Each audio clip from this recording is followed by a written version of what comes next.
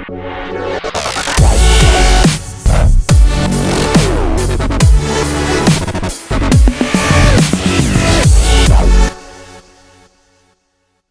right, so today we coming to you with our third episode of AGTT Auto Glass Tech Talk. And for this episode, we got a very special guest talking to us about our customer service. And we just going to talk auto glass because if you know better, you do better. And the whole goal here is that she's going to bless us with some customer service tips. And you're going to comment below, let us know what works for you. Or maybe you try one of the tips she's going to actually give you today.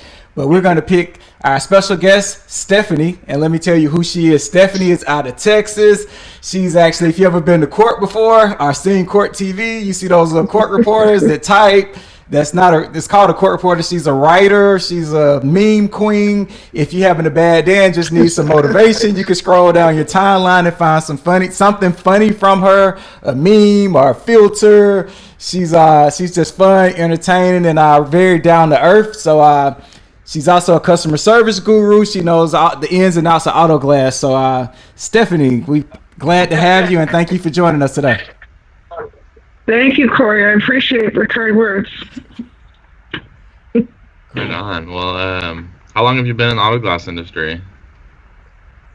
So I actually married into the auto glass business. I'm sure that a lot of you have seen my husband Joseph's posts on AGTT.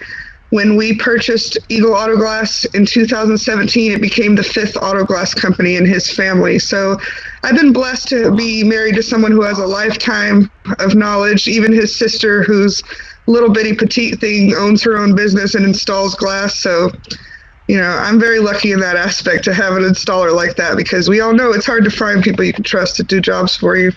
Yeah, definitely. Nice. It's like the whole mafia over there. Let me tell you, his sister was probably sick of hearing from me the first year that we were in business, I'm sure. So, recently, what has there been any situations recently where you've had a customer that hasn't been very happy that you've been able to have them come in your shop pissed off and leave away happy? So we've been very blessed so far as our customers.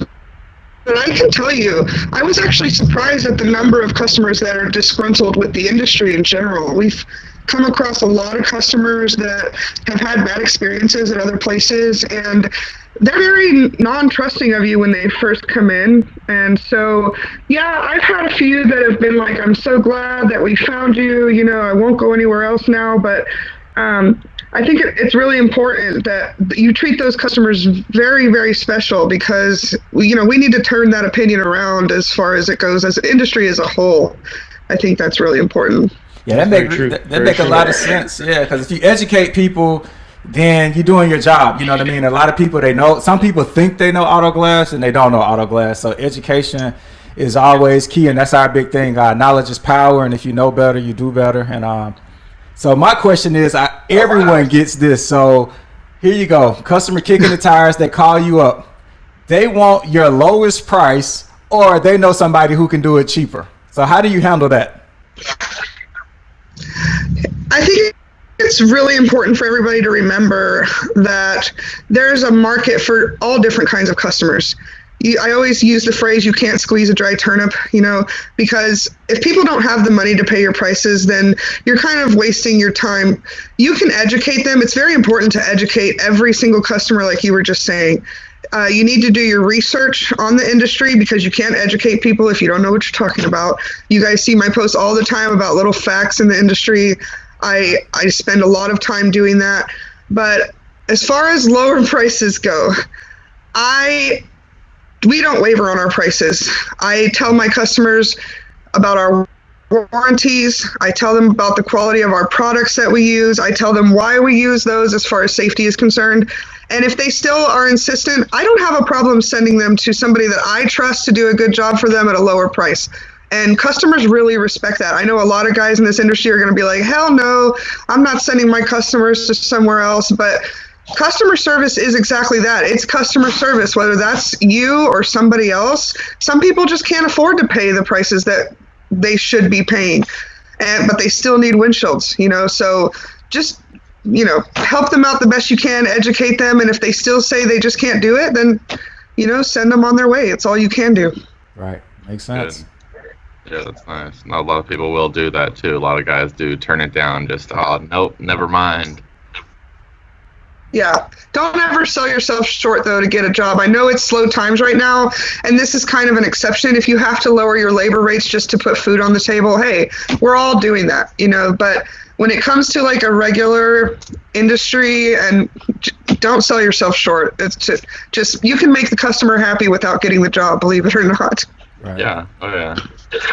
How would you define what would your definition of good customer service be? Well, I think that I'm very blessed in that I've had a lot of different life experiences, so I can relate to a lot of customers. My husband's always teasing me. He's always like, why do I come back in the office and you're talking to every customer like they're your best friend and you've known them for years? But I think that you have certain expectations. I think we all know what customer service is. But I think it's very important for you to be self-aware of the type of person you are. If you're not a people person, then you have to work extra hard at dealing with customers. It's natural to me. I could do it all day long. I love people. People like my husband, he would rather them just hand over the keys and leave him the hell. Can I cuss on this show? Yeah. Leave him the hell alone. Leave him the hell alone, And so he has to work extra hard at it. So you have to be constantly self-aware. And you have to meet your customer expectations. I think to define excellent customer service, you have to exceed those expectations. You have to go above and beyond. You have to do the extra. My husband tells me all the time, you do things I'd never do. Calling the dealership, calling around to find. We have 4 distributors in Houston, so I have that option to do some shopping. But you have to go above and beyond and let the customer know exactly just how special they are to you and how important their business is and how much you appreciate it. Every customer, even the ones that you don't want to. Great answer. Yeah, we've all had those customers where you got to bite your lip a little bit. Yeah. Oh God. So what are some of the common questions that your customers give you in your area? The stuff that, because we like you said, we're all in different areas, all this different situations. So what are common questions you guys get? My number one question I get all the time is, what is the quality of your glass? I wish I got paid just to answer that question every single day. Here's the thing about I tell people this, the glass industry as a whole, I'm sure you guys know better than I do because I haven't been in it for my lifetime, but it's gone down, especially OEM, if anything. It's funny, we've pulled OEM windshields that are thinner than our aftermarkets, I've done more 2019s and 2020s this year than I ever thought. I mean, back in the 90s, you'd have a pickup truck have the same windshield for 10 years, and 4 rock chips in it, and they're like, I figured I'd finally replace it. So I try to tell, especially with Chinese glass, there's such a misconception about Chinese glass. I'm so tired of hearing, I don't want that Chinese shit, So I always give my customers options when it comes to the quality of their glass. Some of my, Pilkington, I always recommend PGW. I know some of y'all do not like PGW, but they're actually my preferred distributor. And if they want cheaper, I can tell them, I have cheaper options, but quality of glass is the number one question that I get all the time. And then warranties. Do you have any warranties? I have an opinion about the lifetime warranty. I think some of the guys on here shoot themselves in the foot by offering that lifetime warranty. We do a 1-year warranty because if your windshield's not leaking in the first year or you don't know about it, then it's probably not going to leak, But I do tell people, if for some reason 18 months from now you find an issue, bring it back. Bring it back. If it's something that we did, we're going to back it. This 1-year warranty is a cover your ass type of thing, because they can go 6 years from now and get a windshield replaced somewhere else and then come back to you because they didn't like that person and be like, hey, this is leaking now, Right. So having that lifetime warranty, it sounds good, but it's happened to us, where they've come back a couple years later and they had it replaced somewhere else because it wasn't a brand of glass we used, and we were like, we'll fix it for you. Believe it or not, that's a part of customer service, is doing things for free sometimes. But yeah, quality of glass and warranty, I think, are the biggest questions that I get. Cool. So I got a question for you here. we got a lot of people that are new to the industry to jump out the industry. They come in and they always want help. And, you know, sometimes they do their research, sometimes they don't. So if you could give your top 3 customer service tips to someone new starting out in the industry, what would they be? Definitely do your research and educate your customers. That is the most important thing. If you're going to charge the prices that we should be charging in the industry as a whole, people have to know why. You know, especially the thing about the airbag. I can't tell you how many people I've come across that don't know how crucial the windshield is to the airbag deployment. That's a big thing. You need to let your customers know why they can't drive their car first, depending on which glue you're using, why they can't drive it for a certain amount of time. You know, the whole tape thing, you know, why is there tape on other people's windshields and there's not on mine? Well, that goes back to your safe drive away time. Recalibration, you know, educate yourself on why these things are important and then educate your customers. The next thing that I would say is you have to analyze each and every one of your customers, and you have to adjust your customer service according to what type of customer it is. You can tell when you answer the phone if a customer is willing to bullshit around with you and make jokes, and you can tell the guys that are like, I just want a quote and I want to get the fuck off the phone. You know, you have to be able to read each and every customer and know what type of customer they are and adjust your customer service to that. I think the third thing I would say is, I know the saying is customers always right, and we all know that's bullshit. They're not always right, but the thing about that is customers always think they're right, no matter what you say, because everybody thinks they know better than you do. So especially with rock chips, if you've ever had a customer that got a perfect rock chip done in the past and then they come to you and yours didn't quite clear up as well, you are going to hear about it and they're going to be like, well, last time.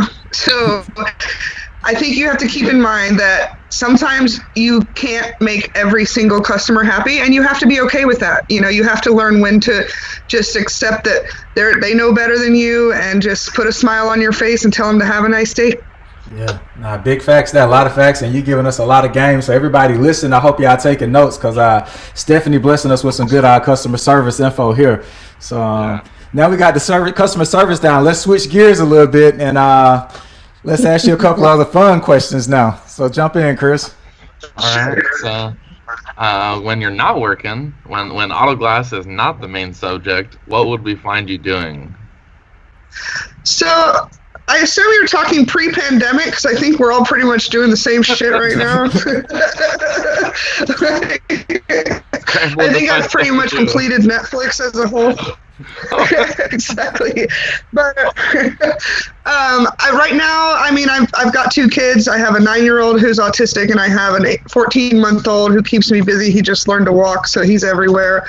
I would say before coronavirus, I don't think a lot of you know that I'm an avid competitive bass fisherman. It got me into a little trouble on AGTT before. But yeah, my dad owned a circuit. My dad owned a tournament circuit, so I grew up bass fishing. I've directed a lot of tournaments, and I finally joined the 10-pound club a few years ago. So if I wasn't stuck in the house, it's probably what I would be out doing for sure. And my husband's trying to teach me to play golf.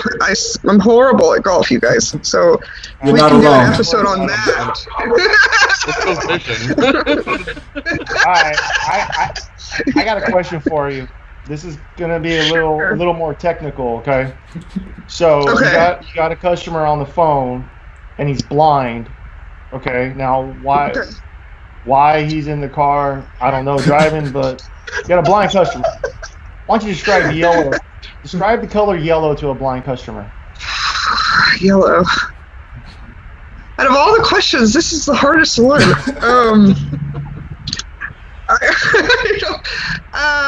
I think I would probably describe the color yellow as the way that the sun feels. I think that would be the only way, warmth, brightness. Okay. I think that's the only way I could describe the color yellow, I think. That's good though, like warmth and brightness. No, that actually makes sense. I didn't think of it like that. Makes sense too. I agree. All right. All right. So, what's for dinner tonight? So if you're Facebook friends with me, you saw that I recently learned how to make hibachi fried rice. Yeah. So I have been obsessed with that. And it's actually a lot of fun to make, believe it or not. So we're going to charcoal some ribeyes tonight and do a little bit of teriyaki ribeye. My husband and I have finally perfected the perfect steak. So now we can't stop. Thank God for the auto glass industry supporting that bad habit. But we're going to be having a little bit of steak and fried rice tonight, and maybe a little Japanese salad. There you go. That sounds good. So you put the ginger dressing on your salad? Yes, I learned. I've never cooked with fresh ginger before I started learning this recipe. So yeah, I learned how to make the ginger dressing. You guys PM me if you want the recipes. I'm not greedy. I'll share them with you. All right, you should. Yeah.